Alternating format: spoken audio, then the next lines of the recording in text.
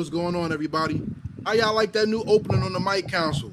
Shout out to Pete Rock, shout out to Rap City for the inspiration. Ladies and gentlemen, this is the Mic Council every Sunday live 8 p.m. on your YouTube. What YouTube are you watching? Let's give a roll call. I am Karev, Heritage Hip Hop, here with my brothers. There is DJ Kawon from the Mixtape Show, Kawon J Media. What's going on, people? My name's Seek, representing Hello Effect Podcast. Hello, what's goody? Hey man, what's good is hip hop culture, and today we are celebrating you, everybody that's watching this show. Shout out to Notes 82 in the comments already. Shout out to everybody who's going to see this. But it would be best if you came to join us live. So your comments can be a part of the show. We are culturally driven with no skips. Means we talking about everything, not cutting no corners. And the topic of today's show is DJ Clue said hip hop is doomed. Is he correct? I'm gonna talk to the fellas about that. Somebody got a fan on or something? Oh yeah, my bad. I got you. I'm gonna turn it on. Yeah, we want to talk about hip hop being doomed, and it came from a DJ at that. So for all the DJs out there, this show is for you in particular, fellas. Is hip hop doomed? Let me know what y'all think. Come on, let's go. Man, listen, this is an embarrassment to Queens. First of all, that DJ Clue, out of all people, and I always say when it's crazy when these type of people say this type of stuff. These are the ones who milked the game, got what they wanted to get out the game. You know, Clue with the mixtapes, Clue with the Def Jam deal, Clue with the Fabulous and Joe Budden and Stack Bundles and all the artists that he basically took advantage of throughout his career. And now he's not making money like that I'm aware of. He may be doing stuff on the back end, but he's not actively making money. He's not on the forefront anymore. So now all of a sudden the culture is dead or the culture is dying. So it's another person that you add to the list that after they do what they want to do to it and get what they get out of it, now all of a sudden it's dead. So I don't ever subscribe to them when they say that type of stuff, man, because like I said, they not active. They don't care for the culture like they used to. They use it for what they wanted to use it for. They got rich off of it. And now there's no way to make extra money out of it. So now all of a sudden to them, it's like a commodity you just throw away after you're done using it up. So fuck DJ Clue. All right. Before I give my response to it, I just want to know for context, where did he say this? Did he say this in an interview? Because I just seen a clip of him talking about something else. So I want to know if it was related to that interview where he said that, correct? What I got, it came from a source that talked to DJ Clue, and he posted it himself on Twitter and said, "Is hip hop doomed, or hip hop is doomed?" And that's as a reference. All right. First thing about DJ Clue is like, why he going around doing interviews for in the first place? That's why I don't know. You're a DJ, spin on fucking records, break records like you a DJ supposed to do. You know what I mean? Before I really talk about his doom, I had caught a clip of him.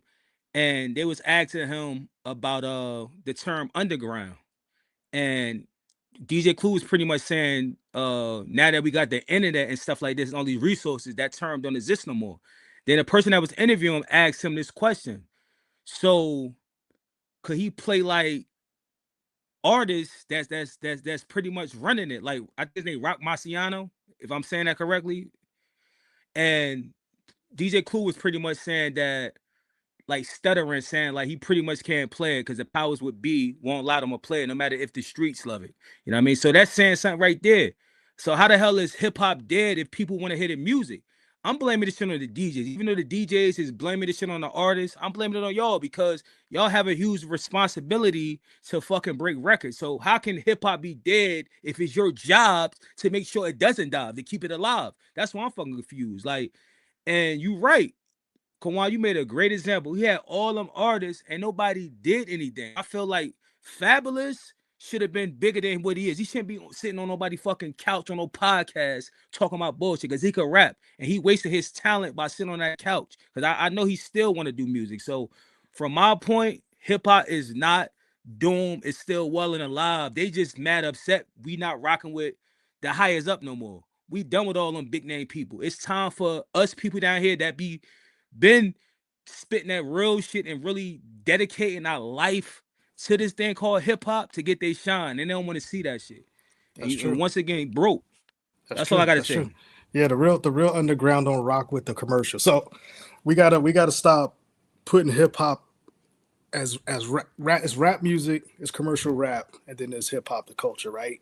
We got to stop putting hip hop under everything. Just because they rap don't make it hip hop type stuff. You know what I'm saying? So the real hip hop will never die just because people represent that culture to the fullest. You know what I mean? Now rap music may be dying, commercial rap may be dying, yes, but hip hop ain't never gonna die. So we gotta, not we, but them, they gotta stop putting all of that under the same umbrella because it's not the same. Nah, that's a fact. To be honest, DJ Clue, I went back to check the sources. He posted on his social media, is hip hop doomed? And then as a follow-up, he put hip hop music is doomed. So let me ask you this. Has the quality of music really deteriorated? Or is it that the mainstream has pushed garbage to the forefront and people are now looking for better music to listen to? What do y'all think?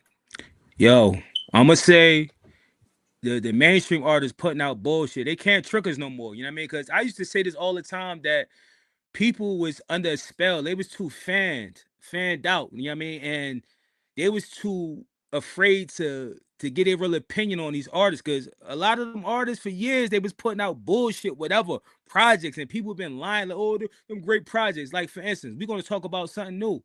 Like me personally, that French Montana and Max B album that they dropped, that shit was trash. I felt like that shit was a whole bunch of songs that French Montana had over the years that never made the album. So it was easy for him to throw Max B on that shit because the hype, you know what I mean? Everybody built off the hype, and that's how they fool you as a consumer. You know what I mean? So I feel like a lot of the stuff that you hear on the radio, like from underground, indie, whatever, they making some great fucking music, especially R&B artists. That's my point. Yeah, I think on the commercial level, they don't make music to last. They make it for the moment. You know what I'm saying? Just to get the clicks and the likes. So the average lifespan of an album probably is like what, maybe a week and a half, 2 weeks when it drops now on a commercial level. And then we get to talking about something new. But on the underground, like you say, those artists, you know, not every artist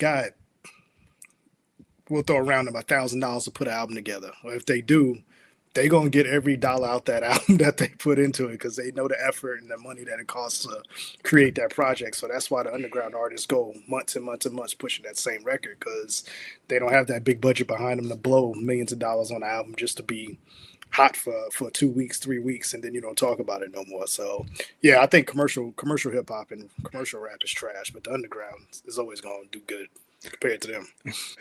And I feel like a lot of them was chasing that TikTok era. You know what I mean? They was like, fuck it, yo, Wayne, we just gonna try to hop on that trend so we get that quick bag real quick.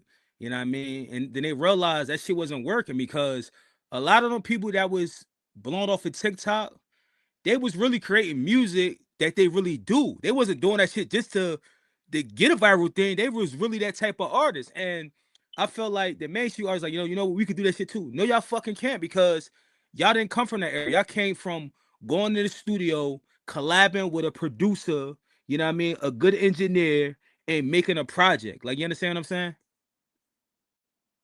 Well, how about this, y'all? Are we now seeing why labels were important? And are we seeing why the independent game is tougher than people realize by just saying we don't need this? And now they're seeing that without the monetary reach, that it's harder and the music is not harder to find. What do you think? Yeah. So there were labels back in the day that curated artists and that really took care of them, right? And I don't mean like 50s and 60s when we were coming up. Let's say I heard the 90s hip hop. So you had the R&B labels that was Black Voices, Black Decision Makers, hip hop labels that was Black Voices, Black Decision Makers. So the music stuck, right? So yeah, you needed the label back then because you had to cut through the noise and you needed that extra push to get you out. And now the indie grind is so tough, and now you're seeing it outside of the music. You're seeing it now, and I think we kind of touched on off site. We was talking about the Hot 97 situation, how Rosenberg and them and Ebro struggling because they don't have that flag behind them anymore, so they can't book guests and stuff like that. And that's kind of like the indie artists. When these artists go to war with these labels and they want out of their contracts, and the label finally grants that to them, and they got to do it on their own. You see, they fall off just as hard as anybody else because they realize, oh wait, I don't have that team of 15 to 20 people sitting in the office pushing these buttons for me anymore. You know what I'm saying? I got to do all of this off the muscle now. So they struggle to do that. And a lot of them artists, they never had the indie grind from the beginning. They kind of just had a buzz, and that's how they got signed, right? So I think if you have the right label that could put you in the right situation, it's a right partnership, then yeah, I say go for it. You know what I'm saying? But also be prepared to go independent, because things change quickly. Those parent companies shut down departments quickly in those labels, and you'll lose a whole staff of 300 people in a week. You know what I'm saying? So now you're out there on your own. No, that's a fact. That was only good benefits by having a label, because at the end of the day, it's a team. You know what I mean? I feel like anybody could build a good team. You know what I mean? But it's hard to find a team, so you really gotta like pretty much screen people. You know what I mean? Really follow up and do your research, because a lot of people lie just to be a part of something so they could benefit off of what you doing. Like, you know what I mean? Opportunists. You know what I mean? Or if you are paying them, there's just fake it. It's just a lot of scammy shit that goes with it. But me personally, I feel like depending on how you level your success, like, you know what I mean, like, oh, I want to be here, which would determine if you need a label or not. Like, you understand what I'm saying? Because once again, this shit is hard. It is hard. You know what I mean? You do need people to help you. I don't care what nobody say. Nobody could do this shit by myself. I do a lot of shit by myself. You know what I mean? Because I'm programmed to do that. But I do have other people in places. And as I continue to grow and I'm able to accumulate some revenue, I'm gonna hire people, because I already know what it takes to be successful.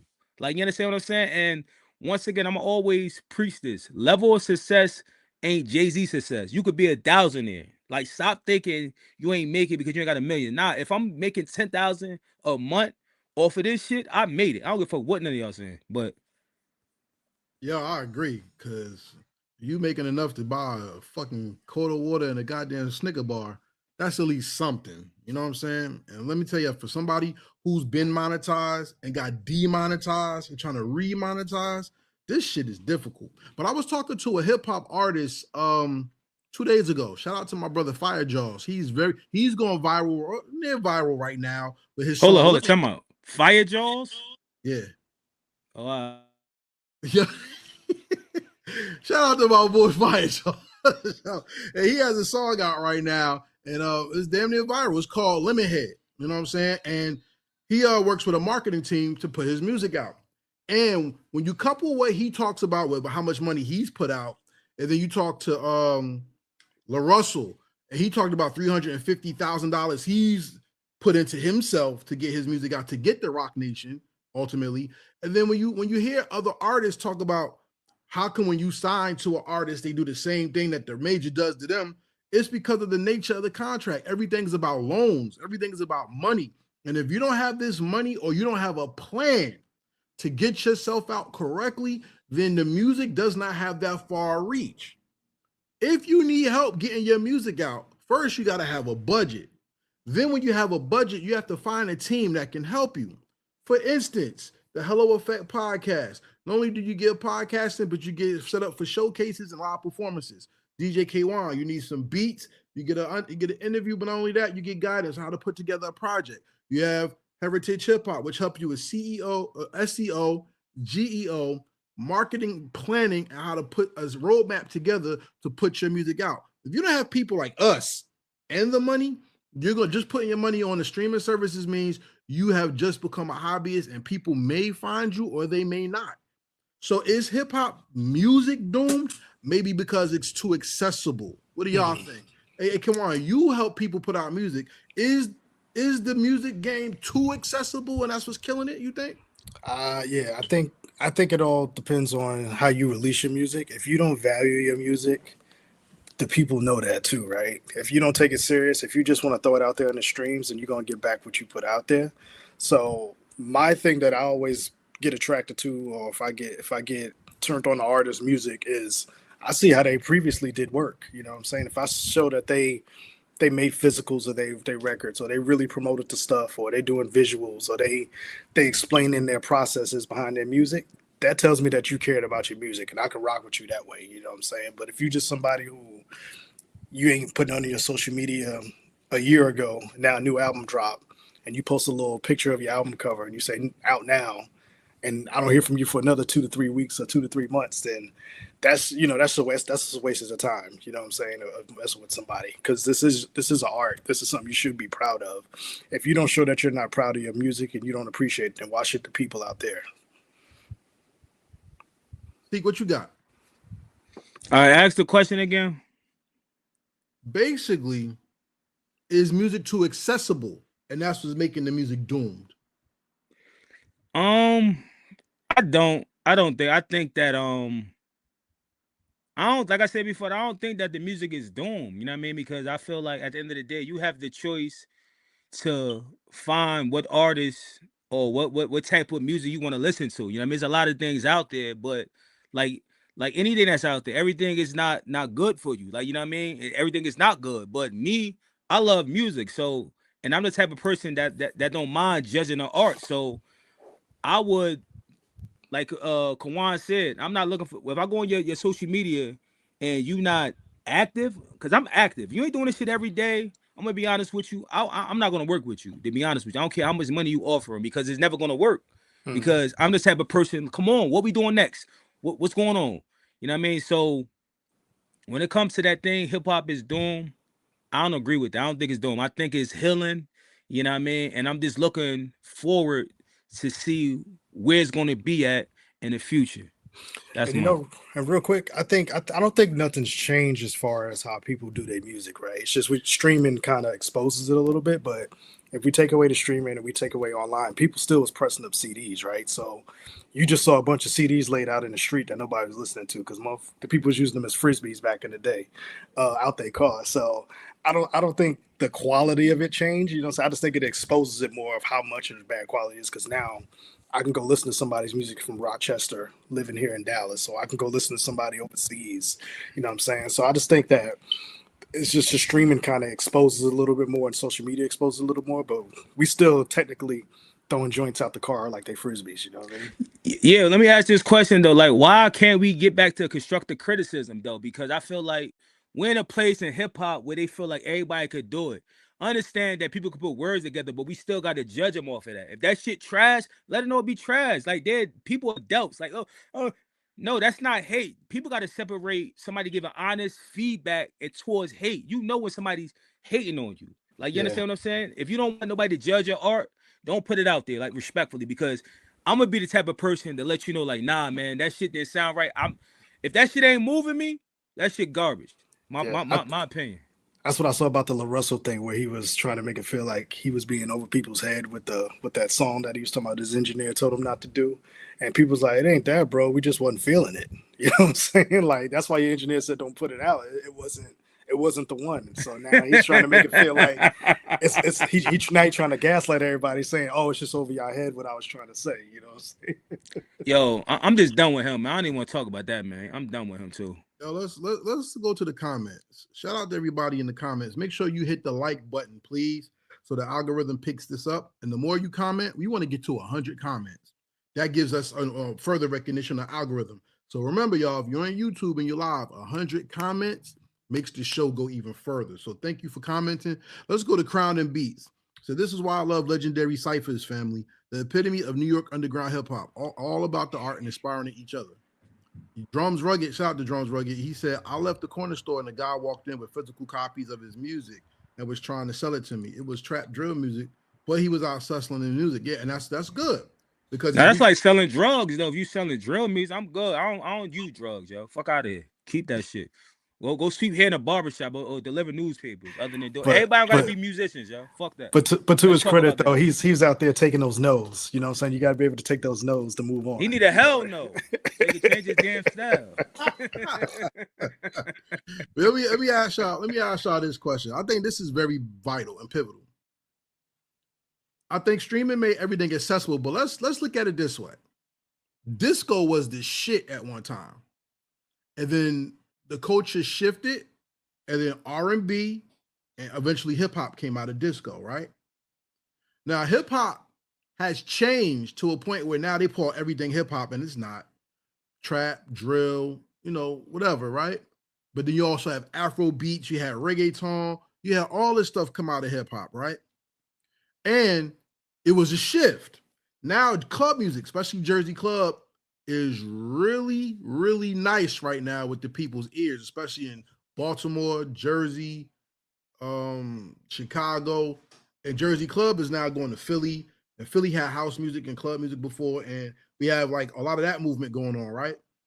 Are we now seeing a shift in the music and people are panicking because they're not making money? Or are we seeing a shift because just like back in the day, how there were millions of groups who claim they were better than Run DMC, now we just have access to them and we're finding out they're not really better, but it's just now that they can put their stuff out, we're just bombarded with all this music and it's just too much. What do you think?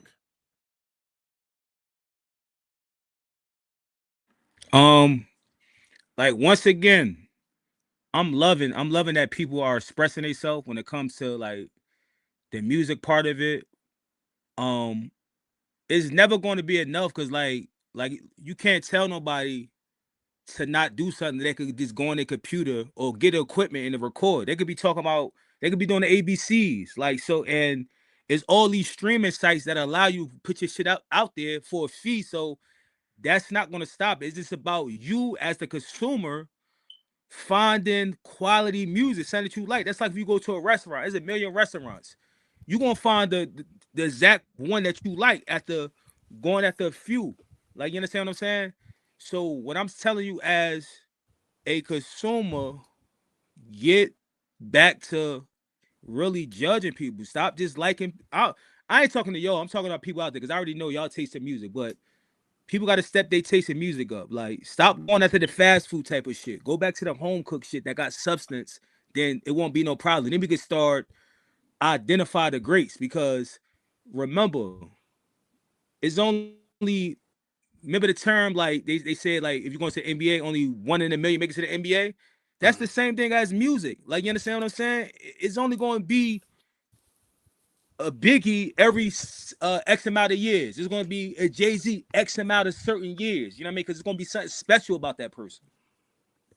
Yeah, I think to Karev's point, the panicking piece, that's the industry because you can't gatekeep anymore, right? Because there's so many.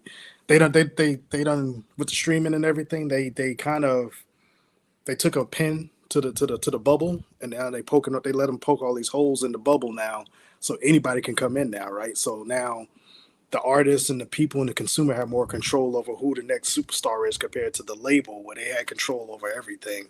So now that oversaturation of the game, that panics the industry now because they can't control who you really like. Now the industry is playing defense now. They kind of, that's why they want the analytics there. They want to see who the fans are going towards, and then they can kind of move their money in that direction. So they're going to be constantly moving around, whereas before they kind of chose for us who's going to be the next superstar and who's going to be the next whatever, you know what I mean? And then throw the crumbs over there for us underground hip hop cats. So now the game is so wide open now that they're on their feet defensively while the consumers has the advantage now because we can, at the drop of a button, just put in, Berlin hip hop with an infusion of jazz, and it's going to pull up all these different lists of different type of artists in those categories that hit. You know what I'm saying? So, yeah, I think there is a panic in the industry now because they can't gatekeep as much now because they've turned that piece over to the consumer now.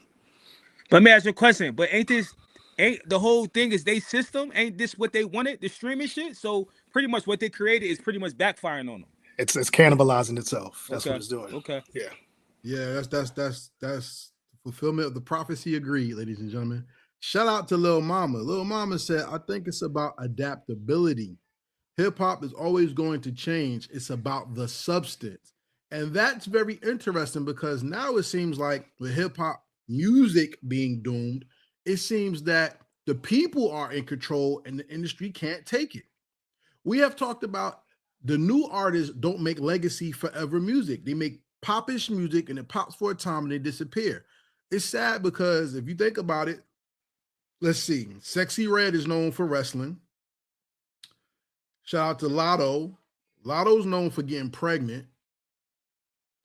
Who's the other girl? Glorilla's known for dating a basketball player. Meg Thee Stallion's known for her butt. It seems like nobody's known for their and get shot lyrics. by Tory Lanez too. Yeah, unfortunately. We ain't gonna touch that. Then we got theft, death, robbery, and that's the selling points for the artistry, but not the music. And it's gotten to the point where recently Trick Daddy, who will be considered a legacy artist, was doing his music at the AKA joint in Florida for the Miami Hurricanes down there in Florida. And they told him, because this is a family event, we don't want cursing and we don't want lewd language. Yet he went on there and did whatever the hell he wanted, and they boot him off stage and cut his performance. Yeah. So is hip hop music doomed when the upcoming artists may be facing that as they age out into the next generation? What do y'all think? Yo, first of all, my bad. Like, what music he performing? What songs that he got? Like, respectfully, give me 3 songs he got, yo.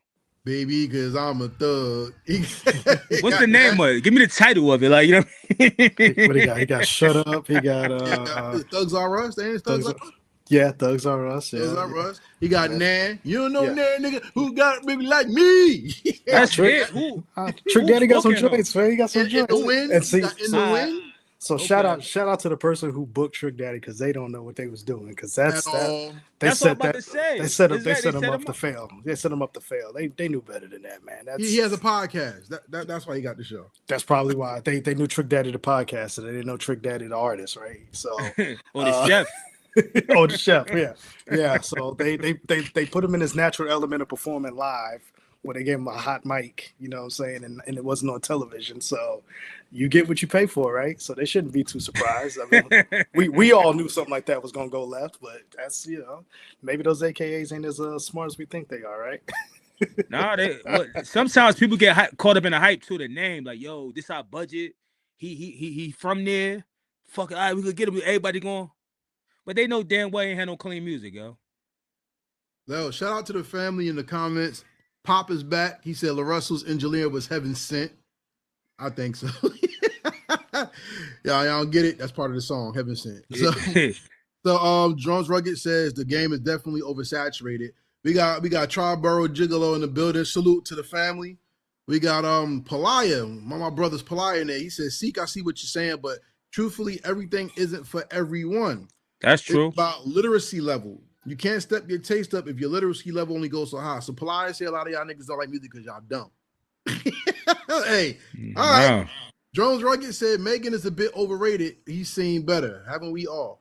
Palaya says the AKA thing was an epic fail, and I believe that, because if you don't know the artist and if he matches your demographic, failure. Triborough Gigolo says none of the artists anymore are being recognized for their artistry unless you're an underground artist. And that's how it's always been. The underground has always pushed things forward. One more comment.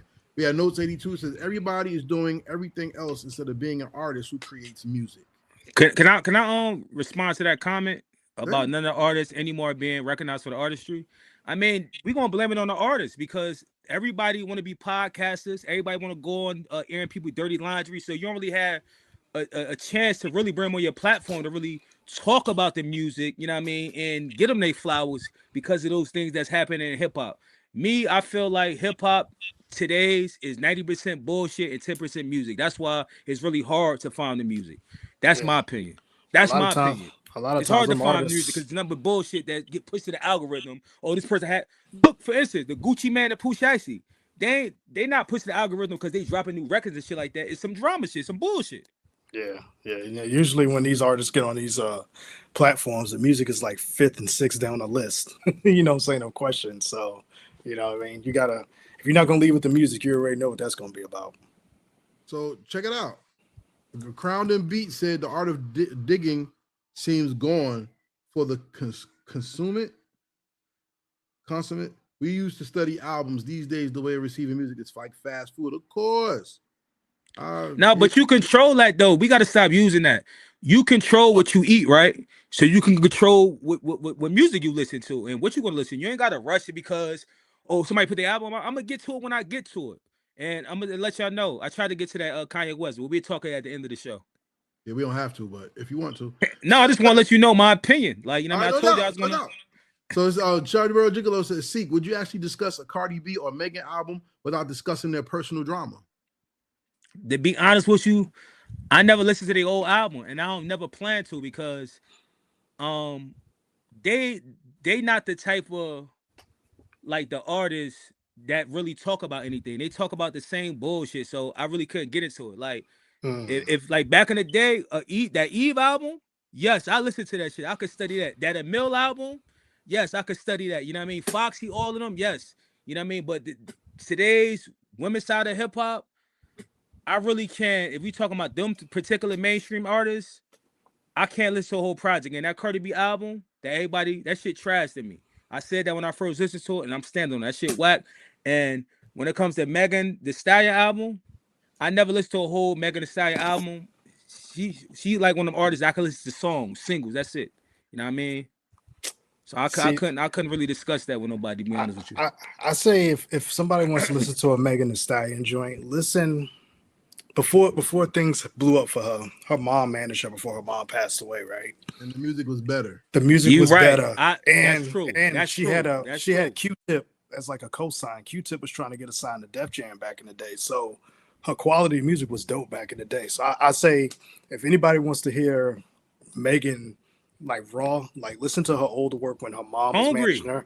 Yeah, they was hungry at that time. Because her mom used to be an artist, so her mom was trying to walk her through the industry without getting caught up in the bull. You know what I mean? But her mother passed away, right? Yeah. After her mom passed away, that's when the industry came knocking. So you can tell when the switch got flipped for her. So I know people be dogging out Megan, but I'm just like, yo, I had some old Meg joints that were fire. You know what I'm saying? Then like I said, Q-Tip was kind of like a shadow, kind of like co-signing her and trying to get her deals and stuff like that. So there's she had some joints before. Now that's a fact. That's a fact. Because that's why I first discovered Megan Thee Stallion. To be honest with you, off of Sirius XM. You know what I mean? I had got a new car. You know when they give you the 3 months for free, and you know I ain't gonna lie. Shout out to Sirius XM. That's why I feel like if people like want to get involved with radio, take your music there. They're gonna play your shit. Like you understand what I'm saying? Like connect with them. And that's when I first her first song. What was her first song? Talking about it was like a strip club type of song. That first song that she blew up. She's talking about riding like a horse and shit like that. Yeah, that's when I first heard. I'm like, who this female? Like she sounds different. She got cadence. The next thing I know, she was on radio over here. The next thing I know, she was to the moon. But once again, she is single type of person. Like I can listen to singles, but when it comes to a whole body of work, they don't put it together like a body of work. They put it together like singles. Like you understand? I'm not used to that type of rap. Put your shit together like have somebody, a team, pick the songs. Oh, place this song right here, then let's go after that. That's how you put together an album. Hey, check this out. Drones Rugged said, I really dislike the fact that everybody talks about mainstream rap and not hip hop. And no, it's not all the same. Every complaint that someone has about rap music is coming from mainstream rap. And I agree. But look at what mainstream rap is faced with. The mainstream artists are all podcasting. The bag is gone. So now people are trying to hustle in hip hop by not doing hip hop music. So that's why I can see why DJ Clue says, is hip hop music doomed? Because what the world deems as hip hop is mainstream rap. Remember everybody said rap is what you do, but hip hop is what you live by culture? That was my major argument about hip hop being a culture, because I think people call hip hop a culture because it's a cool thing to say and they don't understand what culture really means. I think people are full of shit. Even people who wear book bags and break dance and graffiti and DJ, I think some of them are pieces of shit too, because they'll push a narrative instead of telling the truth. And that's why the Mic Council is here, and that's why we make shit relevant, because at the end of the day, there's people who will lie to you all day long as you pay them. And you have people out here trying to get your attention who can't get a bag. Look, like check this out, y'all. I don't know, we didn't have this on the topic, but I'm gonna bring this to y'all. Did y'all know that DJ Vlad confessed that he destroyed the podcast game on purpose so that he can have control of it. Did y'all hear that? Mm-mm. So, ladies and gentlemen, what y'all think about this? We're going to go to the comments in a minute. But check this out. DJ Vlad said that he made it his business to pay people for interviews so that he got the exclusives first and everybody goes to him. And then that took away what people would talk about on true.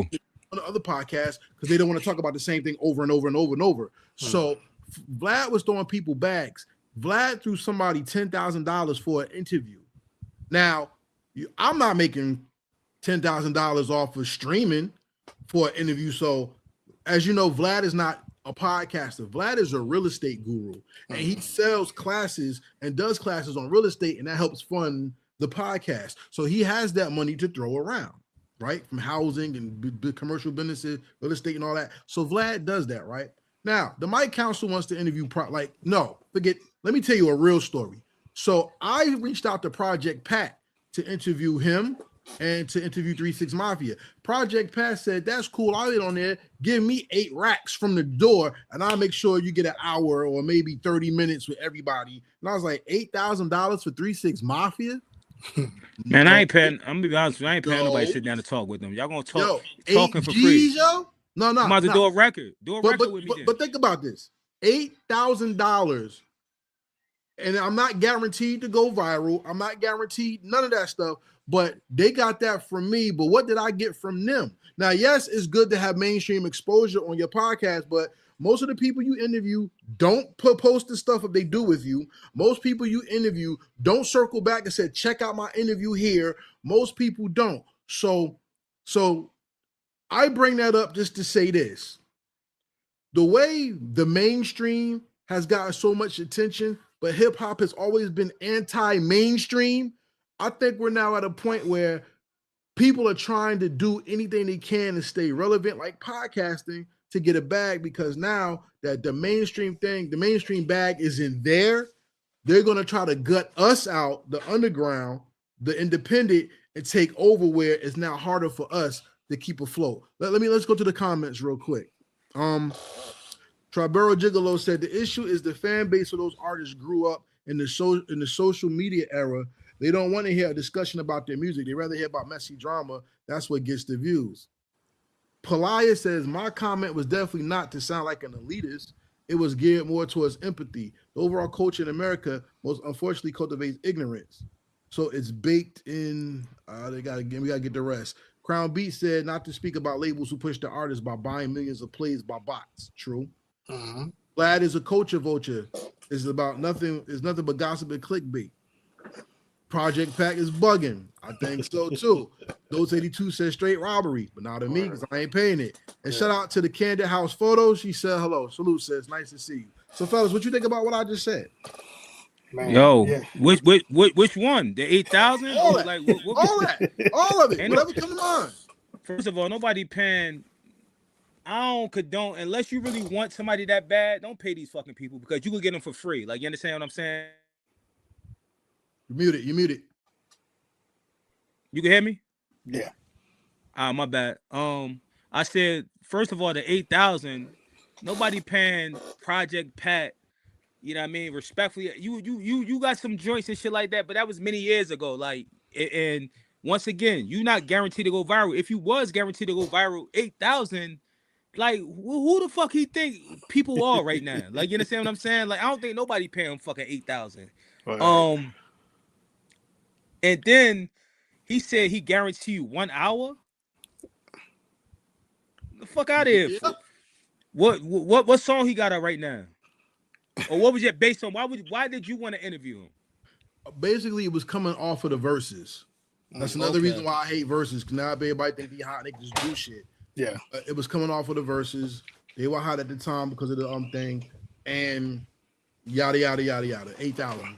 Word. Nah, see, I'm not gonna lie. I'm speaking for me, and I'm speaking for the Mixtape Show. I've never, when it comes to the legacy of artists, I've never had them approach me where they wanted me to pay to interview them. I don't know if that's maybe they just love our brother's energy, or a lot of times when I approach them, or I've gotten approached to them to try to get them on the show, they kind of heard of what I've been doing, or they've seen previous works, and they know when you come on the show. For me, we're just gonna talk about hip hop. We ain't gonna talk about no drama. We ain't gonna talk about your baby mama. We ain't gonna talk about none of that. And I think that's always a good place to lead.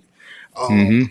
And I always tell them, I don't want you on my show until I hear whatever new music you have. You know what I'm saying? Because I just don't want to talk to be having empty conversations for me. I want to talk about the product. I want to talk about the music. So that's typically how when I book my guests is I want to know what's out now so we can talk about it. Give me some time to listen to it so I can talk about it. Because I'm not going to talk about drama because I don't let people in on my life like that. You know what I mean? That's a fact. That's a fact. So at the end of the day, are we doomed because the focus has changed? Like check this out. Now we talked about Gucci Mane and Pooh Sheisty. Listen, the focus is not who got a hot song. It's about getting out of a record contract, a kidnapping and a robbery, and allegedly lewd sexual acts. Like that should not be the selling point of the industry. That's legal drama, and I don't want to touch that stuff at all. What do y'all say about that? I look at it this way because I don't, like you said, I'm not trying to get into the case or allegeds and all that stuff, but this is what happens when you sign as an artist with another artist. It's always going to be some back homeboy deal shit going on that you don't know about. You don't know who Gucci sold you off to, or allegedly, sorry, you don't know what label the artist sold you off to for some other deal and stuff like that. You've seen it happen with what's the kid name out of in Cali? Blueface. I guess he's signed to like 5 different labels at one time and all of that. So we've seen the story before. We've seen artists who sign with other artists not get what they think they deserve out of it. So now they want to get out of these contracts, and they just don't understand that anything in those 4 walls of that contract is considered legal and binding, and you can't get out of that unless there's some sort of out clause in that contract. And that's just the business, man. You just got to learn the business, and street tactics all the time don't work in business. You know what I mean? So that's all I gotta say about that. It is what it is. We've seen this before. This ain't nothing new. What I gotta say on it is like, at the end of the day, like artists gotta know, yo, that man changed your life. You know what I mean? Whatever that first contract was, that first contract is what you signed. You know what I mean? At the end of the day, he changed your life, got to make you, and he made you who you are. I'm pretty sure he invested millions of dollars in your career to get you to where you at. So how do you feel like the contract is bad? It's going to be fucked up like that. It was your first contract. You should have negotiated the correct way. You didn't. You got that money. He took you out the hood. I seen this motherfucker buying you track hawks, all types. You was happy until you had to sit in a box for something you did. Now you come out and want to be this, I'm a strong arm about this contract. No, you going back to fucking jail. That ain't how you handle business. You already fucked up business the first time. Now you did it again. So you got to blame the people that's in his corner, like his mother. But after seeing her interviewing, I already know why he that way. I mean, and after his father got arrested, I already know why he that way. But I want to say anybody that's young that's doing business or that's going to do business in the future, it's simple. Go get a fucking lawyer. If you don't understand the language of what you're reading, get an attorney. I can't go with that same storyline. Oh, damn, look, another person. Why the fuck y'all not learning from the people that paved the way, that still talk about this shit? It's people that's still relevant, like fucking Jadakiss and them. Everybody know what happened to them and P. Diddy, they contract and shit like that. I mean, they got jerked and shit like that. So when it comes to Gucci Mane and Pooh Sheisty, it was a business. And one last point I want to make: why they not running up in these white people offices with that same type of energy when it comes to these bad contracts? Because they've been raping us forever. Like, you understand what I'm saying? And I don't know, man. I'm getting mad. That's all I gotta say. You should, but think about this also, as to Palaya's point.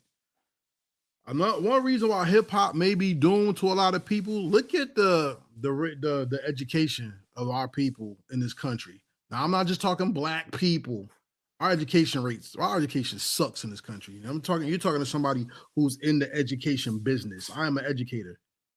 I got school diplomas and all this stuff. I did not go to school for education. I'm one of the best teachers your child will ever have. Let me tell you something. With how our country is, with parents not being able to take time to be with their children, and then the children fighting social media, if not being put on pills because they can't sit down, and then these children become the leaders of music in society. it's alleged that even Chief Keef has autism. And look at the music he I makes. can agree. I can agree. So- Something's wrong with him. So is it doomed? Is this a societal question? How about this? Let's look at hip hop and society view, if y'all don't mind. Thank you for watching Heritage Hip Hop, the Hello Effect Podcast, and DJ Kawon on YouTube. Make sure you like, subscribe, share this video, and make sure you comment. 100 comments puts us where we have to go, and we're on the road to 5,000 subscribers. When each 3 of our pages reach 5,000 subscribers, we're going to send you, every subscriber, something free from us as a thank you for helping us build this platform, our platforms, the platform, the Mic Council. Dope reset. Yep. So let's talk about it from a societal standpoint. Hip hop is broken because hip hop is also always called a young man's game. But hip hop resets every 5 to 10 years. Am I right? So there's always, after 5 or 10 years, there's always a newness. So that means hip hop does not appreciate the legacy because we don't even have a legacy. Like think about this. Def Jam at one time was the legacy of hip hop. Now you talk about Def Jam, people just think about the video game or a jacket. What happened to FUBU, Carl Kanai, April Walkaway, Esco? What happened to that? Fat Farm. We don't talk about that no more, but people know Ralph Lauren, Tommy Hilfiger, and things like that because people hold on to their legacies. We have the radio's the radio. We don't own the industry, but things that we do can be celebrated and held tight, and we don't have that. Now, could that help doom the music that we don't have legacies? How do you feel about that? Absolutely, man. I mean, like you said, if you don't have that legacy, the children don't have nothing to look up to or look forward to. They just think about selling out when they hit a certain point, right? All those outside of April Walker, I don't know about her, but I think outside of, and maybe Carl Kanai, I think he just stopped making actively. I think he's trying to come back, but FUBU and all of them, they sold. You know what I'm saying? They sold their IP and they sold their product to the bigger brands like the Nauticas and all that stuff, right? Def Jam just got absorbed by the bigger brand. You know what I mean? I think for radio side, I think Radio One is the only black-owned radio platform in radio and terrestrial radio right now, and that's owned by Kathy Hughes, I believe her name is. So we don't see that stuff going on as youths, as kids. So it doesn't exist to us, right? So we don't know about that stuff. Whereas Ralph Lauren, like you said, it's a legacy with him, man. You know what I'm saying? Everybody sees that horse, they know what that's all about. You know what I mean? Tommy Hilfiger, they see that flag, they know what that's all about. You know, you hear Kiss FM, or you hear iHeartMedia. Like that's a legacy that they have that they have to look forward to. You know what I mean? So yeah, man. Once it's like once we get something, we either sell it to the highest bidder whenever it gets a little popular, and we move on and we cash out, and then they make a mockery of what we created. Look at BT. You know what I'm saying? Bob Johnson sold it to become an NBA owner, and he don't own either one of those things now. You know what I'm saying? He don't own the basketball team, or he don't own the radio, or he don't own the TV network anymore. So we just gotta stop selling out, man. We gotta keep what we got, build it, nourish it, and don't sell out to the highest bidder. It's not always about making the most money. It's about passing it on to the next generation and let them take care of it. Sheik, what you think? I'm gonna blame everything on hip hop. You know what I mean? We got to start taking more self accountability. You know what I mean? Because at the end of the day, a lot of these things, brands die down because we don't support them. Like, you understand what I'm saying? We in our raps talking about Gucci, Prada. It was a bunch of dope black designers back in the day that should still be around. And these are the questions that I want to ask if I ever get to interview them. Like, what happened to you? Like, because it got to be, understand, like, yeah, people do sell stuff to the highest bidder, but I don't think that's in all cases. You know what I mean? It could be some blackball shit going on in the industry, or it could be some shit where, like I said, once again, they not supporting these people and giving these people their flowers. Because like you said, Carl Kanai, Maurice Malone, like, you understand what I'm saying? It's like we had a lot of staples back in the day. You know what I mean? That I feel that should have been around, like a Nietzsche. You know what I mean? Like Jabot, you know what I mean? Mecca was a big one. Yeah. South Pole, you know what I mean? First Down. It's a whole bunch of shit. Pele, Perry Ellis. I could go on and go on and go on, but why they didn't survive, but it's still Gucci Prada, because every time you hear in a rap, y'all got the Gucci Prada, that'll make you better than me because you wear that shit. That shit make you foolish because you in the hood rocking that shit and you gonna become a lick. You know what I mean? Well, check this out. I know that I know when you design for women, you are a long-term staple in the game. Who's my man in Harlem who makes the clothes? What happened to Apple Bottom? What happened to Apple Bottom then? Why it's not around? That shit We're great. gonna talk about it. Dapper Dan. Now Shout out to Dapper Dan. love Dapper Dan, but Dapper Dan is very expensive. But look what you're paying for, which is quality, right? Let me throw some names out there. Y'all threw out some great names. Well, let me say something. But here true designing though. You know what I mean? Yeah. Like a lot of them big names like Gucci, Prada, they hired him because you know what I mean. He was making shit like using they fabrics that they didn't have, and they wanted it. You know what I mean? So he was a designer. Shout out to Dapper Dan. So here's some names. Like I said, you said Maurice Malone, the Nietzsche, right? Some of the things you named weren't black owned though. So let me give you some. Nah, that's a fact. April Walker, she was one of the first hip hop lines that was, known Walker wear. Shout out to her. FUBU came out in 1992, acronym for us by us, right? Rockaware. Where's Rockaware right now? Don't Walmart. Macy's. Okay. It's around. It's like in Marshalls, Burlington. It's like in them type of stores and shit like that. You know what I mean? Probably overseas, like how FUBU is. Okay, so FUBU, Rockaware, Sean John, Carl Kanai, Fat Farm, Woo Wear, Echo Unlimited, and Carhartt. Those are just some of the clothing lines that were started by hip hop. That if you wear it now, everybody be like, "That's old." You played. State property too. Same thing. That's old. You played. That's corny. Blah blah blah. But yet we're wearing designs from a company that's over 200 years old. Think about how Wu-Tang put Clarks on the map, and Clarks are not even our people, and Clarks didn't even do a deal with Wu-Tang when Wu-Tang made them popular. Mm-hmm.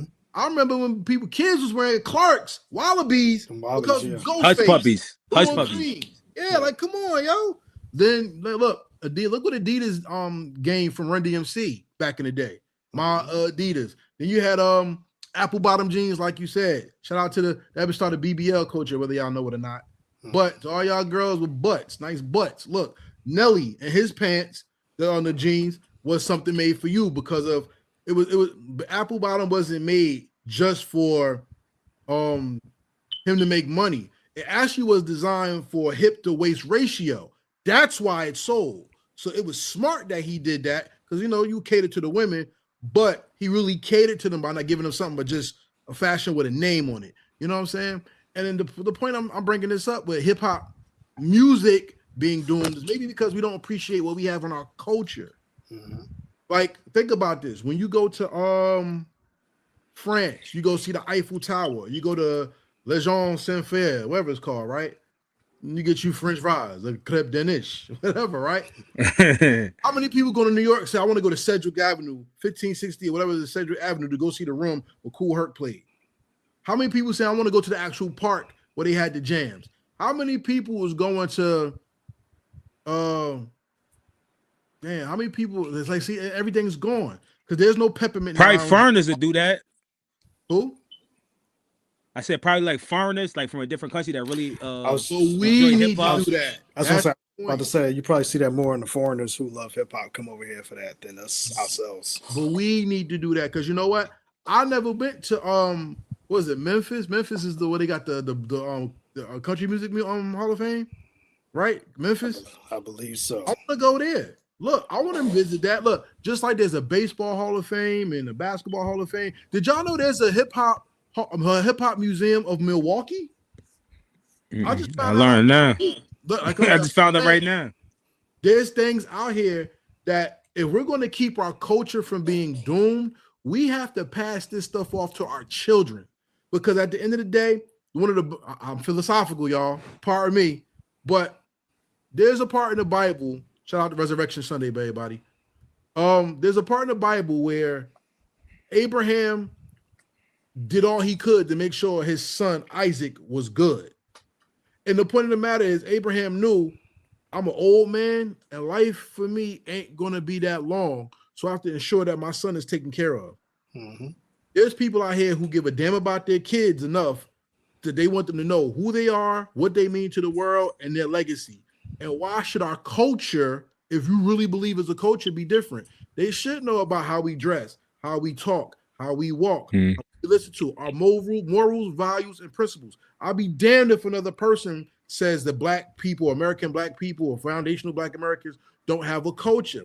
I get tired of the N-word. I get tired of being called a kefir or a kata and all this other foreign stuff. They put us down, yet they leech off of us, and then it's us just giving it away. And that's horrible. And I'm saying, if hip-hop really is doomed, it's doomed because you allow it. So the DJ Clue and everybody else that says it's doomed, it's your fucking fault hip-hop is doomed. Because as a DJ, you're supposed to find an artist and break them. As a person in this culture, it's your responsibility to teach the children what to do, what not to do, what to respect, and what to throw away. It's your fault, all you hip-hop artists out there, mainstream or not, who are let me just say that, but who are out here bouncing on wood and polishing wood to try to get on podcasts and to get on people's podcasts that you know ain't good for the culture, and to put your business out there and to be put in jail or have hip hop police or people watching you for drama instead of celebrating what God gave you, and that's your talent. You see what God said about the wicked servant who was burying his talent. Don't cast your pearls amongst the swine. Take care of your people and your culture, because if you don't, then yes, we truly are doomed. Y'all got anything to say? Yeah, let me say one thing. I got a question. Do DJs pass the torch to like younger DJs? You know what I mean? Because I feel like DJ Clue from as a flex on motherfuckers like, yo, give up them positions, yo. That's another thing. Go in the background, be program directors, be behind the scenes, shine a light on somebody else, because that's another thing that's probably causing quote unquote hip hop to doom, because you got them same people with them same thought processes. You know what I mean? I feel like you gotta, as the culture move and shift, and as time go, you got to start moving the pieces as well. That's my opinion. Yeah, I was gonna say, we all on the same wavelength. I was gonna say, for Clue to say that hip hop is doomed, look at his tree, his DJ Clue family tree. You got Clue, and DJ Envy came up under DJ Clue. Now look at Envy, he a sucker. Look at like I said, artist wise, Fabulous, Joe Budden, R.I.P. Stack Bundles. It was somebody else that he had that was I can't think of right now, because that whole Desert Storm squad. That? Philly Freck, West Philly Freck he had too, and he had Ransom and A-Team and all of them. He had a whole bunch of lists. So look at his family tree, and most of them are suckers. R.I.P. Stack, like I said, and the rest of podcasters. So it's like Clue is that's a prime example of why the culture is how it is. He didn't cultivate people to give back to the culture. He cultivated for everybody to take what they want. And then, you know what I'm saying, they go off and do their thing, and now they suckers, like the Breakfast Club. There's a bunch of suckers on there. I can't tap into what they're doing. You got the Podfather, Joe Budden, who, you know what I'm saying, he a sucker. What are he doing? So Clue got to look in the mirror, man. Hip hop is the way it is, because just off his branch alone, you can see the people that came up under him and what they doing. Yeah, I want to say this also. I don't know about y'all. I don't look at mainstream podcasting, like, to be honest with you. Like, I don't because I ain't into that ghetto talk show type of shit. Like, you understand what I'm saying? Like, I'm only looking at individuals that's, you know what I mean, either talking about hip hop, like the artistry part of it, you know what I mean, the development part of it, and the building part of it. Not, oh yeah, this person, you heard what happens to this person, blah blah blah.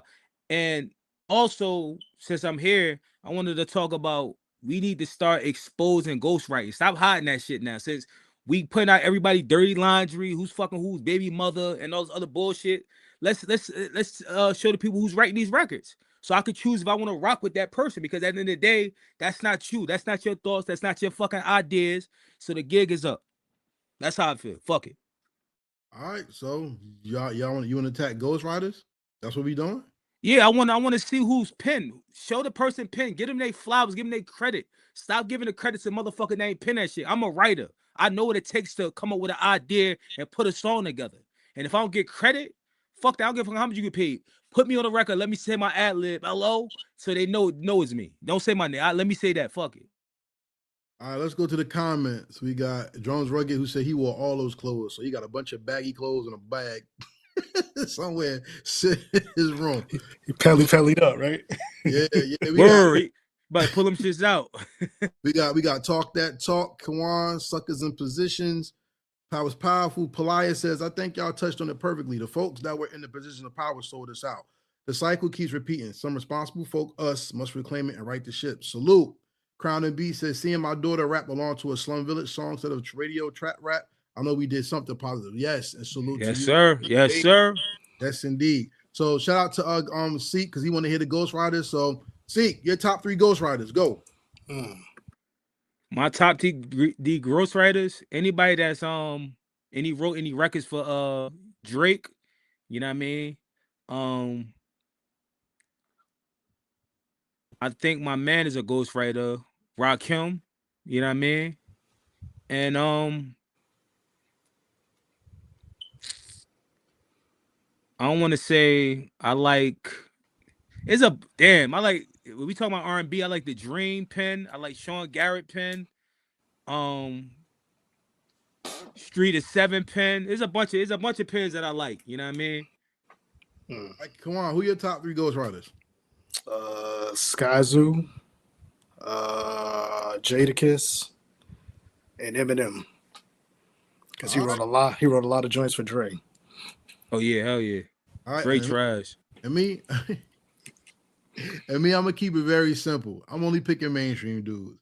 My favorite Ghost Rider is Ice Cube. He say trash. My favorite is Ice Cube, Tretch, and Jay-Z. There you go. Those shout out the whole, okay. And a special salute to Saha the Prince. Oh yeah. Nasty. Shout out to Saha the Prince.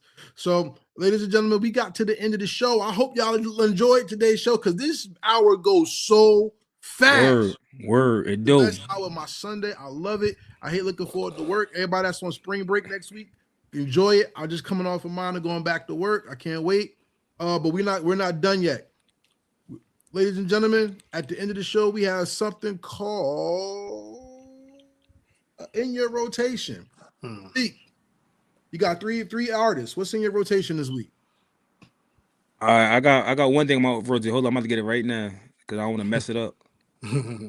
I've been talking about him though. He's from Queens. Shout out to my boy Fame. He just dropped a project called Souls of I can't even pronounce that word. It's some part Adeliha. I don't know. You from Queens. I don't know if that's a park in Queens, but I can't pronounce this word. Look, it's right here. It's on the camera. So anybody want to check it out, it's right there. Adeslay Park. Yeah. All right, there you go. Yeah, shout out to my man Fame. Actually, I don't want to put the cat out the bag, but we working on something for his birthday. You know what I mean? We're gonna do like a 48-hour like rap camp. You know what I mean? Somewhere upstate New York. You know what I mean? It's more to come. You know what I mean? But we're gonna try to get like 10 artists. You know what I mean? To come down there. We're gonna have 48 hours recording session. We're gonna do mic drops, music videos, all type of shit. We're gonna have like some reality type of show, type of vibe or whatever we thinking about. That's why. So make sure you go support him. Tap in, man. He consistent. You know what I mean? He consistent with the visuals, with the projects. He a dope artist, man. I met him a year ago, and he been consistent. And I'm just waiting to see, you know what I mean, his growth. That's it. You got 2 more?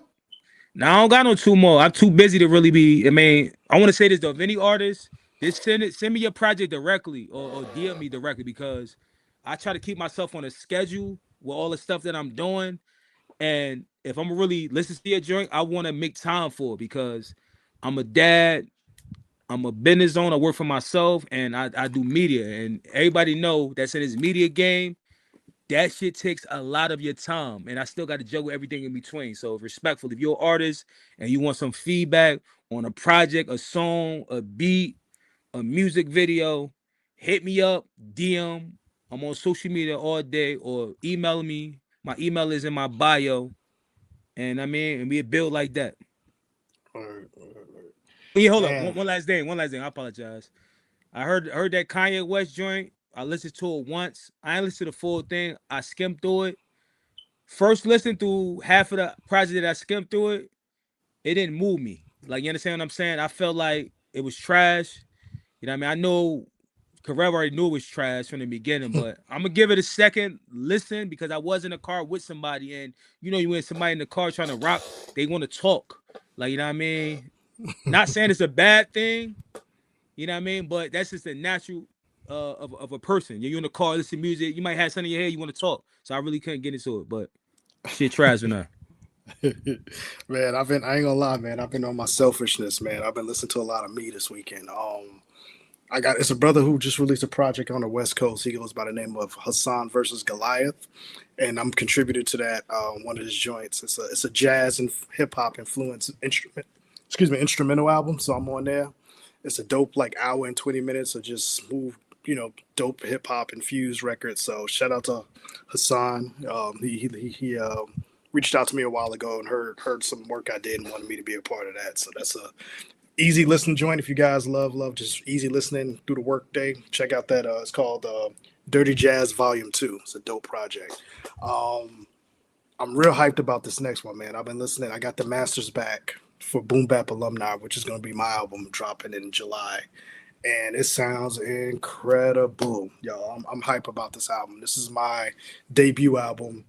And it's featuring, my Boom Bap Alumni family, Notes 82. He's on there, Trav, Lindor. I got Bad Seed featured on there. I got a group up in Canada named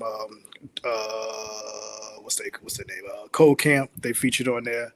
I got my man from Dallas, Texas here, K Trey. He's featured on there. And the album sounds dope. We already got one visual done. I shot my man K Trey's verse last night. We was hanging out last night at his spot to shoot his verse for the posse cut that I got for that.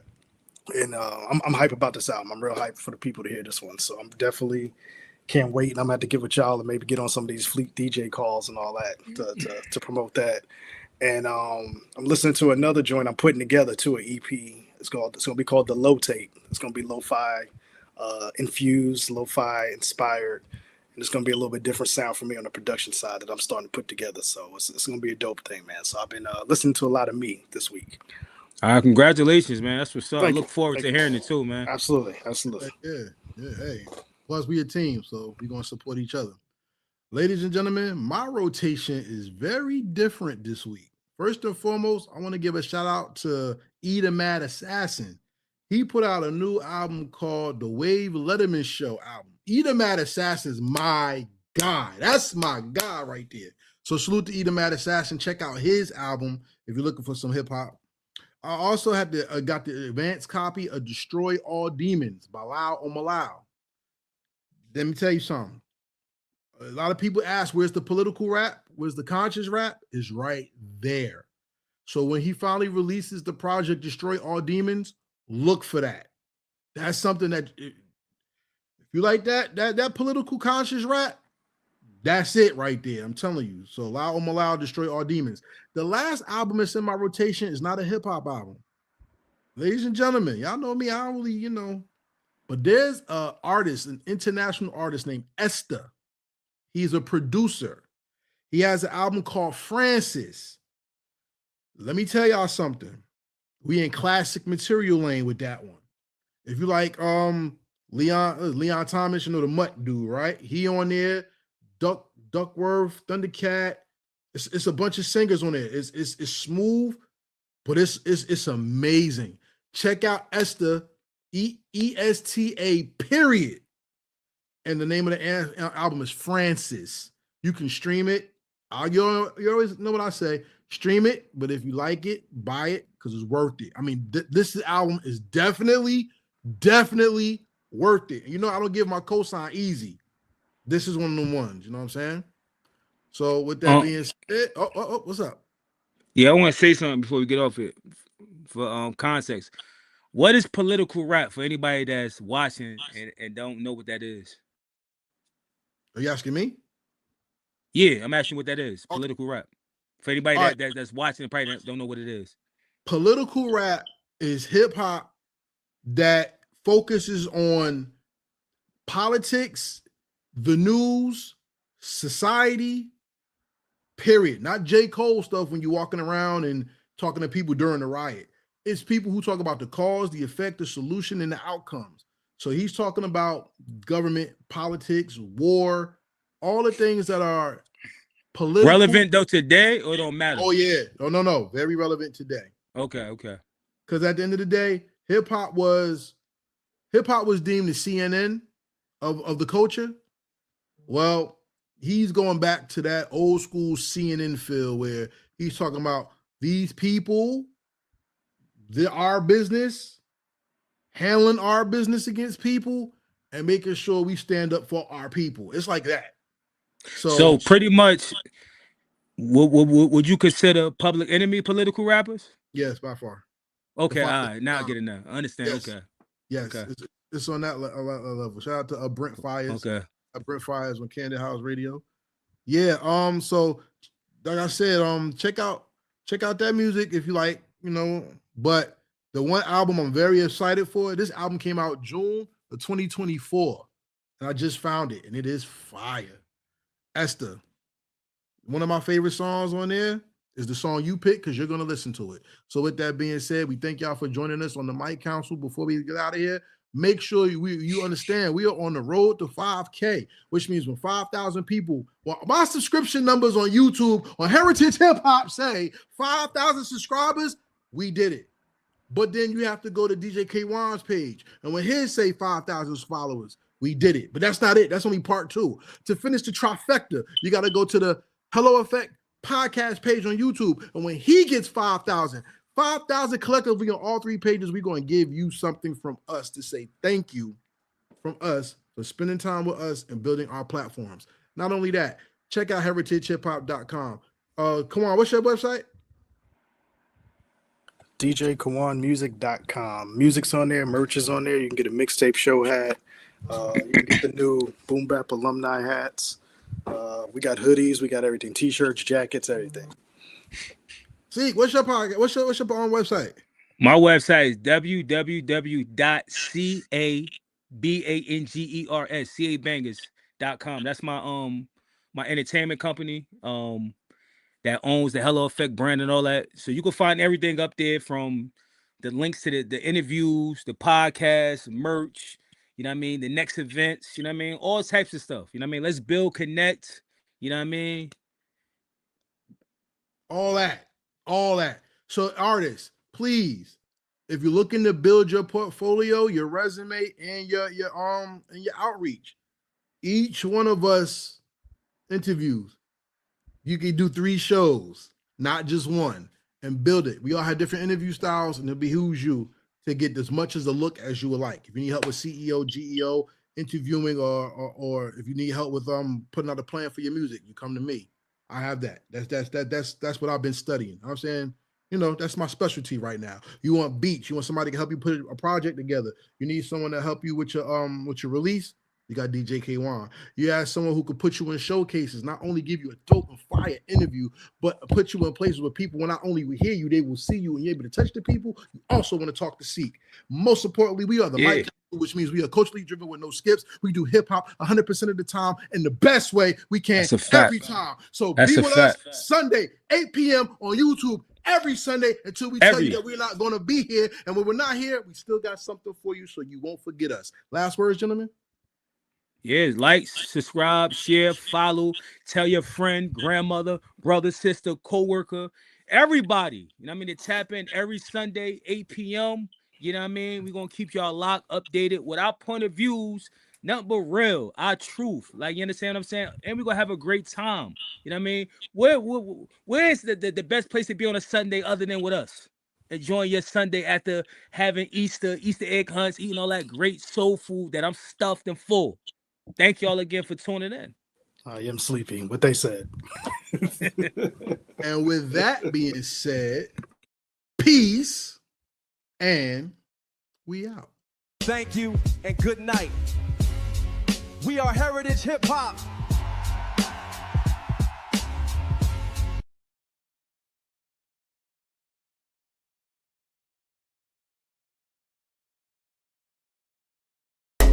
Real hip hop. Real hip hop. We here.